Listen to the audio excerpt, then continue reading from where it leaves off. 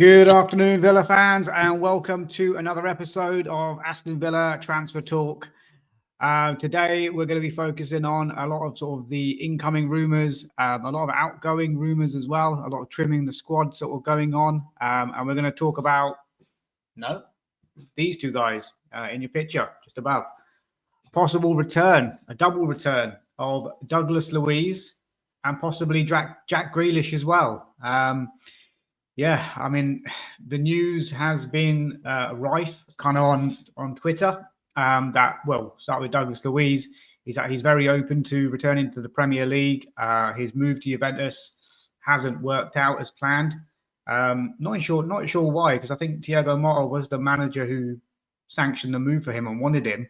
But he's getting minimal game time, and when he is, he's coming off the bench, and he's now looking for a move away. They're happy to get him off the books, and there's possibly two clubs in the Premier League that are in for him. The first being rumoured his former club, Manchester City, actually, who are in desperate need of a sort of a ball-playing sort of CDM because of obviously Rodri being injured. So they're looking at Douglas Luiz very closely as a possible loan option. And then there's obviously talk about returning to Aston Villa. I think Monchi and Philogene have said when Dougie left the club that there was a possibility to bring him back in the future, that they would, look at that. They really like him as a person, as a player, as a leader around the group. I think he only left the club because of this stupid TSR regulation. Otherwise, there's no way that Emery would want to have let him go. So there is an opportunity to bring him back. How would he kind of fit into what we've got at the moment? And are we oversubscribed a little bit in that midfield area? Please do like and subscribe the channel also. But are we, is there a space for him? Where does he kind of fit into what we're doing now? As a player, he's, there's no doubt he's got the quality. He could fit seamlessly back into the way that we play. He could just continue that partnership, him and Kamara, and that sort of CDM double pivot, which would allow Tielemans to play further forward. But then what happens to Onana? Obviously, Ross Barkley's just come off, a man of the match performance against Leicester and a wonderful goal. We have got a few injuries occurring, like John McGinn being injured, but he plays a bit further forward than sort of someone like Douglas Luiz. But there's no doubt in the guy's quality. And also the leadership, which is something that we've talked about at Villa that we've lost since Luiz has been out of the team. Well, since he's got sold. He's the sort of person that can bring players together, even on and off the pitch. He's a leader on the pitch and also off the pitch. You saw a lot last season around his sort of the social media element of it. Players coming around to his place for barbecues and this and that, getting together. He had a good relationship with Buendia, with Emi Martinez, and other players as well. He was the glue that held that squad together and that togetherness, which is kind of what we've missed a little bit this season. And I would, if there is a loan move to be had, I would welcome that absolutely. You're not sure where he would fit in, but he's someone that, if he's available on the market, he's definitely someone that we should look at. I think maybe Man City are probably more favourites because they could probably guarantee him game time in that CDM position. And maybe there's other clubs that are looking at him as well. But he's someone that I think that we should look at. I do rate him. I do like him. So, yeah, I would be all for bringing him back in, just, dependent on the finances and how we can navigate sort of the PSR side of it, and obviously get the other positions that we need filled, bought in before maybe sort of Douglas Luiz. So this might be something that sort of rumbles on until later on in the window, but definitely have a look at it and see what can be done there. If it means shifting a body or two out, then maybe we need to have a look at that. Obviously, we've got some outgoings, which I'll come on to soon, and some of those are across the midfield area as well. So, yeah, there might be a possibility of bringing him back into the Villa squad somehow. The other player in your picture, this side here, is Super Jack Grealish. Obviously, we all know he's a boyhood Villa fan. He's captained the club. He loves the club.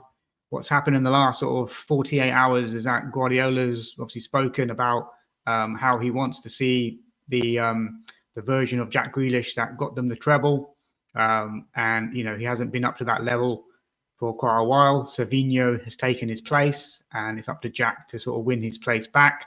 And at the moment, Guardiola is seeing more from Savinho than he is Grealish. Is there a way back? I think Grealish has got, I think there's a couple of years left on his contract at City, but they might be willing to do something, if it's not now in January, perhaps maybe in the summer. But, he doesn't look like he fits their mold. What they want to do, they've thrown him out sort of on the left-hand side of midfield, which isn't his best position, I would say. I think he's better when he has that sort of ability to roam. Obviously, we got the best out of him. We saw the best out of Jack Grealish at Villa when he was allowed to pick up the ball and allowed to kind of roam around the pitch and affect the play. And can you imagine someone like Jack Grealish in our lineup now? You can't kind of blame him for leaving when he did, because we were at a kind of a low point then. We were just about surviving in the Premier League. He obviously had those bigger aspirations to win the Premier League, win European trophies, which he's done now with Manchester City. He's recently, off the field, become a family man and had a baby as well. So I'm told these are all things that are sort of playing into his mind, that he probably wants to look at somewhere that he's going to be happy, play regularly, and who better than Aston Villa? He's probably one of the best players that I've seen play for Aston Villa in the 35 years that I've been kind of supporting them. He's definitely up there in the top sort of 3 players that I would say that I've ever seen. And I think he would, come into this lineup now, and the team now that we have is totally different to the team that he left. And he would be an absolute weapon in this team, playing in that, that left position, or even in the 10 position, or rotating it around. Can you imagine him, Morgan Rogers, Leon Bailey? You've got Jacob Ramsey that you could kind of rotate around those sort of players. I think he would just be absolutely superb in this line. And again, he'd be someone that would fit straight back in. And, I think you'd see Jack smiling again. I think he hasn't smiled for quite a while. He's become a bit of a grumpy sort of player at Manchester City. But I think if he got back to Villa, how much would it cost, first of all? We've obviously sold him for 100 million. He's probably got 2 years left of his contract. You're probably looking at half of that now. So a 50 mil sort of deal. But if there is a way that we can get him, I'm not saying in January, but perhaps maybe in the summer, then again, I think it's an opportunity to look at that. Having said that, he's also sort of late 20s as well. So a lot of money sort of being outlaid for someone like that. So it's just all speculation and rumours at the moment. And, Guardiola saying about Savinho yesterday, that he's his preferred choice at the moment. He's got the shirt and Jack needs to win it back. He's just basically sort of saying, he's basically second choice for me now at the moment. So it's a position and a player, we should definitely have a look at. And if there's a way back for Jack and Dougie to come back into Villa, I think as many Villa fans, if you look at the quality of the players alone, they would improve us. I think obviously you look at Dougie Luiz, he only left as a PSR and we had to do the deal. If we had an option to keep him, then we would have done. And it's a stupid rule as well, because we just made Champions League and we've had to sell arguably one of our best players as we enter a Champions League campaign. So, let me know your thoughts on these two possibly coming back to Villa Park. Let me address this as well. This is an Inter Miami top. I'm a fan of Lionel Messi. So let me just get that out there before anyone sort of says anything in the comments.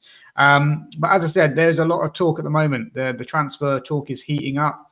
Obviously, we're still the first week into the window, but Daniel Malen, let's talk a little bit about that. That seems to be kind of edging closer. From the latest I've heard, that we've agreed kind of terms with the player. It's all about sort of getting the financials right with Borussia Dortmund now. I think they're trying to, obviously, it's early in the window. They're trying to push the price up a little bit, trying to squeeze as much out of Villa as they can on this deal. So they're now looking at sort of 30 million euros, which is probably close to 25 million. I think we're looking at 18 million, maybe plus a few add-ons. So there's a bit of an argument going on there in terms of the fee there. But I think this might be one that sort of drags on a little bit until sort of mid and maybe sort of late into the window, just because of that kind of fee. I think the fee will come down as it gets later and later. I think as we're the first ones queuing up for him, they're probably looking just to squeeze as much money as they can out of the deal. So let's see. I'm hoping we can get it done. I hope we just there we go. Just slap 20 million on the table. There you go. Take it or leave it. and he signs, and who knows, if he signs within the next 24 hours, could be eligible for West Ham on Friday. So that would be nice, wouldn't it? To see Daniel Malen on Friday in the 150th anniversary game, and sort of to announce that signing there. That would be quite nice from a sort of marketing media point of view. But yeah, let's see what Daniel Malen is saying. We've got other links that are going on in terms of incoming, so I'll talk a little bit about these. I did watch this morning Neil Dunworth's For the Love of Paul McGrath podcast about the Japanese striker that we've been linked with, Taisei. I'm not going to try to pronounce his surname, but he did a wonderful chat with a J-League expert talking about him, and he's sort of 24. Obviously, we've got the links with Vissel Kobe, who he plays for, who are the current Japanese champions for the last 2 years. And, there is talk about him maybe coming into Villa. They're talking about potentially a loan, but I'm not sure how that would work and why we would entertain that. But he is sort of 24, so he's not like a youngster coming in. And then again, is this all sort of PR and sort of media and marketing purposes to look into that sort of South Asia market? Because I can't see him coming into the team and making an impact. I've only seen obviously YouTube clips of him. He looks very slight. Doesn't look explosively quick. He seems composed on the ball, but the pace of the game in the J-League compared to the Premier League is going to be miles different. And I'm not sure where he would kind of fit in. If we did do a deal here, could it be one that we buy him and send him on loan somewhere, maybe to our Portuguese feeder club, or maybe somewhere like that, and to see how he gets on there for a year or two. But he's 24, so he's, he'll be knocking on sort of 25, 26 if he's, by the time he's sort of ready to come into Premier League action, which by then is very late. So I'm not sure. I don't think it's going to happen. He might come in and sort of train with us and stuff, as we've got that link up with the Vissel Kobe. But I can't see him coming into our team, especially now. So yeah, not sure about that one. But yeah, it was a good listen. It was a good informative chat that Neil Dunworth For the Love of Paul McGrath. So give that a listen if you get a chance. But yeah, as I've spoken about, Wesley Franca as well, the Flamengo right back. Talks there are still ongoing, I think. Again, it's sort of trying to meet the valuation. I think we've bidded sort of 15 million euros and they're wanting close to 20. I said he looks rapid. He looks absolutely rapid. Again, YouTube clips only that I've seen of him. He was in the Brazil team of the season, Brazilian League team of the season for last year. 2 assists, I think, last year. Doesn't score many from right back, but he's just up and down, and he's got good ability in tight situations. Potentially could be a right winger in the future. I'm not sure defensively how much he gets tested in that Brazilian league, but I saw more of him sort of going forward than I did from a defensive point of view. But yeah, he would be an interesting signing. He's 21. Definitely give us competition for Matty Cash. Obviously, coming from South America would need a settling in period. Probably not ready to go straight away. But yeah, he'd be someone that we should definitely look at. I've still got my eyes on sort of Kyle Walker-Peters and see if anything can happen there. But there's no rumours, and Wesley Franca seems to be the right back that we are looking at. There is another option as well, Celta Figo defender Oscar Mingueza. So we've got Tyrone Mings and Mingueza, who's a defender who can play across the back line. So right back, left back, centre back. He's come through the Barcelona academy. He's 6'1". He's slightly built, I would say. He's quite a tall, gangly kind of defender. Again, impressive stats for the season is that he's got a really good ball progression, playing balls into the final third. Basically, I think he's amongst the top 5 in Europe for defenders of playing balls into the final third. So he's quite progressive from the back. So whether that's playing at right back and getting crosses in, or playing at centre back and putting balls into sort of midfield players, or the number 10 role, maybe similar to like what Pau Torres does in terms of his stats. Yeah, he seems quite comfortable with the ball. Again, just going off sort of what I've seen sort of YouTube, I can't profess to be a Celta Figo fan. I'm watching loads of this guy. Does look a bit slow, if I'm honest, in terms of pace. He gets done quite a few times for pace around the outside. He's more your kind of steady, kind of Eddie defender. good in the tackle. Not going to give you a lot of, flying forward on the overlap, sort of similar to kind of Lucadinho, I suppose, in terms of when he sort of gets forward, it's a bit tentative. It's not sort of flying forward like a Martson and things like that. It's going to be more kind of staying back and going forward slightly. But again, it's not a signing that excites me. He's linked like 20 million as well. He is 25. He's still quite young. I know Emery is probably a fan of his and watched him over the years, but it's not a signing that stands out to me. The Franca one does a little bit, just because maybe because of the pace aspect, and he's a bit quicker and a bit exciting. Mingueza is your more safe option. And, we've got a lot of safe options at the moment. I can't really see what he would give us that potentially we don't kind of already have. I don't think he'd be too much of an upgrade, basically. And I think 20 million to spend on someone like that is a lot of money. But, we should be looking at different options. But let's see. The window is still very early. We can still look at players. But, yeah, Franca, Mingueza, Grealish, Luiz, Malen, edging closer, Taisui, this Japanese guy. These are the links that are sort of being talked about. There was a link between sort of Kolo Muane swap deal with John Duran. No, I'm not seeing that at all. And in regards to outgoings, there's been a lot of talk, a lot of Villa players mentioned in terms of players that could go out on loan. I think Unai Emery mentioned in a press conference that Swinkels is there, but they're looking for a loan option for him. I'm hearing that Wickham, who are I think top or second in League One, are looking at bringing him in on a loan. So Swinkels to Wickham could happen. I think Jacob Tanswell, said that as well in one of the podcasts I listened to. Jaden Philogene Badace today linked with Everton, looking at a permanent move as well. Ipswich obviously were very interested in him before we got him, and actually made a bid that we had to match, and we also had that matching clause, and we got him instead of Ipswich. So if Ipswich could be interested in him, but perhaps looking at a loan, whereas Everton are looking at maybe possibly a perm. Unai Emery has said again that he's not quite kicked on as much as they would have hoped, and that maybe him getting out and getting game time would be the best thing for him. It sounds like he was talking more of a loan, but I think if the right offer came in, if we can get the money back, like I think 16 million from Everton for him on a perm, I think we'd take that. I think Unai Emery realises that he's made a bit of a balls up here in terms of Jaden Philogene, and he needs to get rid of him. And then that money can be used to, seal the Marlon deal and perhaps potentially bring in a right back or maybe a centre back as well. So I think definitely look out for the next 24 hours, 48 hours. I think there could be something on that, maybe from Everton or from Ipswich. But yeah, either way, I think Jaden Philogene is 1 foot out the door already, just whether he's going to Liverpool or to Suffolk. So yeah, have a look at that one. Kosta Nedeljkovic.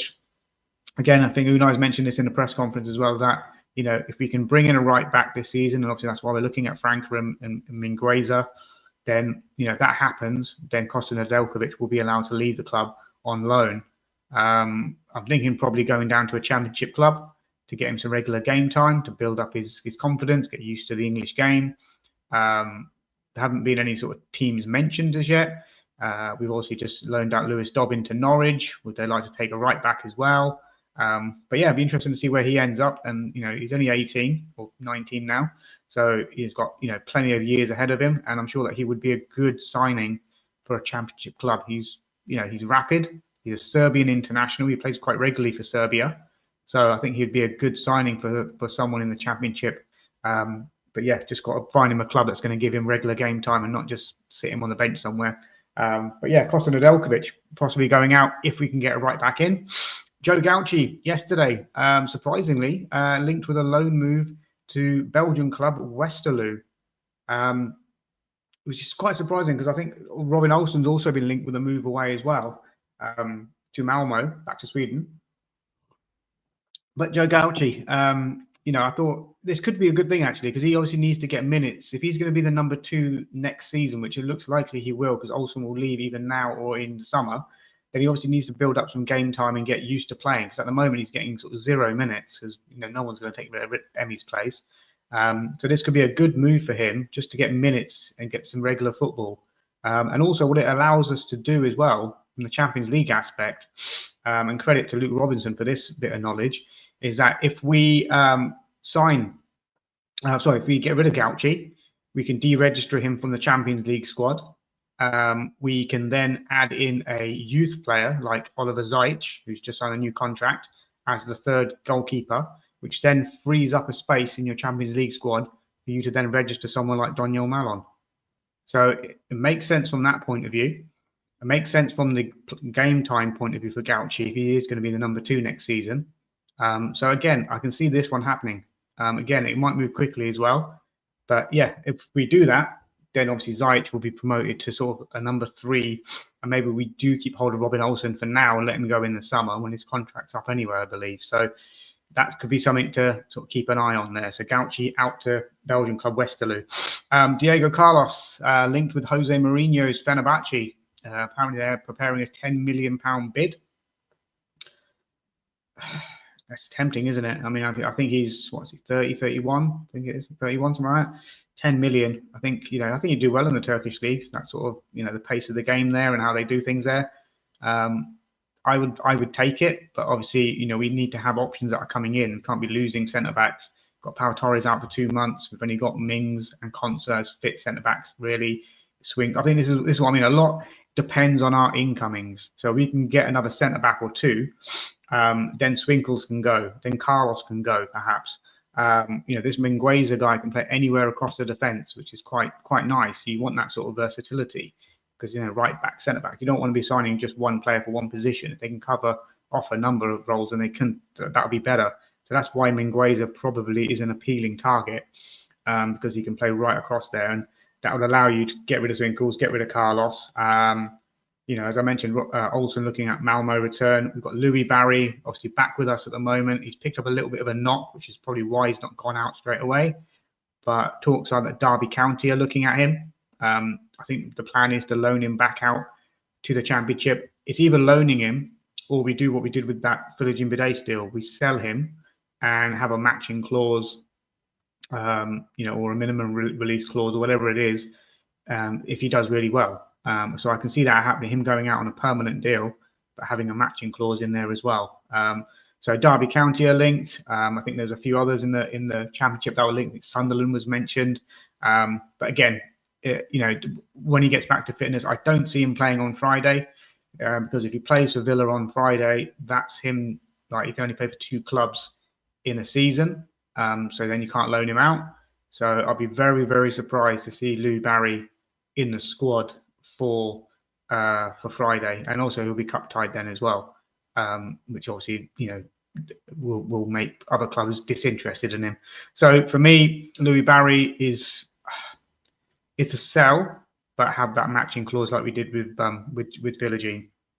And then the last name who's been mentioned about outgoing is obviously John Duran, and this Kolo Muani link. Barcelona have been linked today. I mean, they're talking about 60 million. I mean, hang on, that's.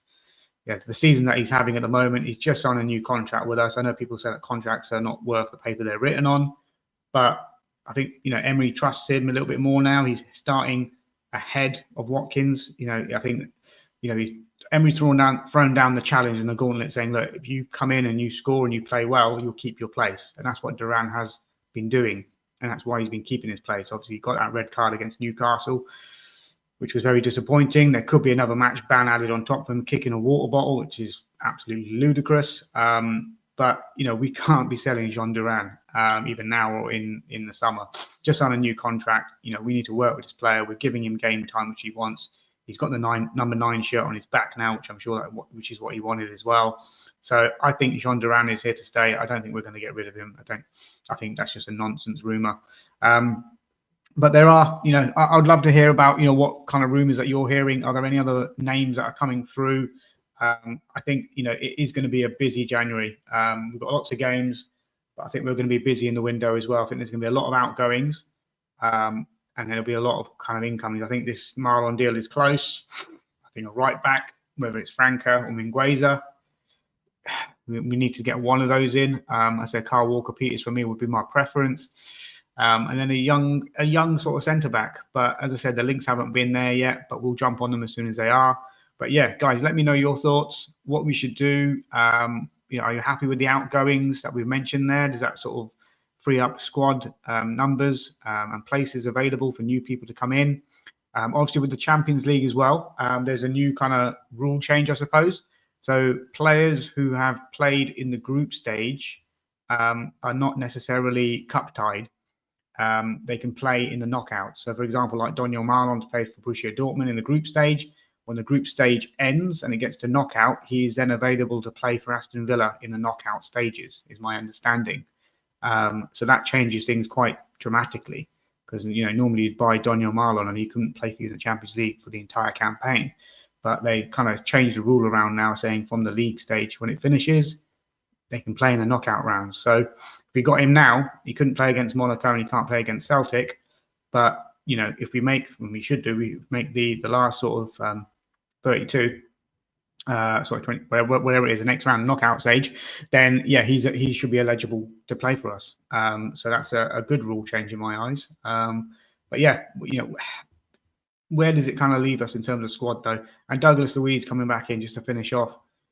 It's a signing that I would like to see. Just where would he fit in? Whose place would he take? Does it mean that we need to move somebody out? And who's that player going to be? I don't know, but it's a good problem to have. It's something that we might look at later on in the window. Grealish, not for now, but later on. But guys, let me know your thoughts. Are there any rumours, any players that we should be looking at that you think, that looks decent, that would improve us, that we could get in this January? Do like and subscribe to the channel as well. We are getting some really good numbers. My last video for the Daniel Malen in-depth look got over 1,000 views. So that's the highest video that I've got. 1,000 views, but we've only got a few hundred subscribers. So if you are watching the video and the content, please do like and subscribe, help the channel grow. Get your comments in as well. I like to get interactive with the fans and answer questions. And if there are any players that we should be looking at, let me know, and I'll do a deep dive into that player and maybe sort of do a video on them as well. So in the comments, guys, let me know your thoughts. Do like, do subscribe, and until the next video, up the Villa.